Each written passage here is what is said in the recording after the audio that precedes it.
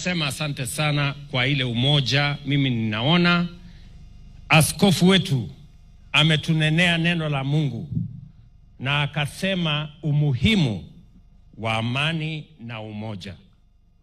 Amesema katika Zaburi 133 mahali alitusomea kwamba how good and how pleasant it is when brethren dwell together in unity.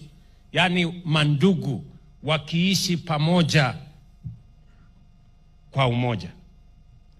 Na amesema mstari wa 3 kwamba katika umoja wa wananchi wa taifa pale Mungu anaamurisha baraka. So tumeshukuru sana askofu.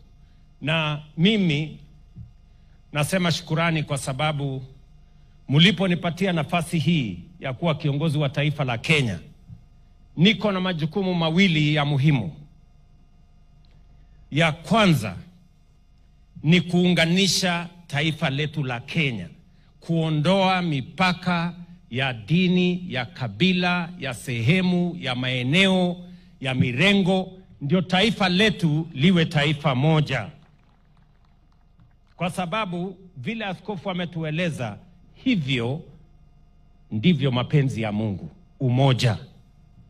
Na ndio sababu watu wengi wananiuliza maswali.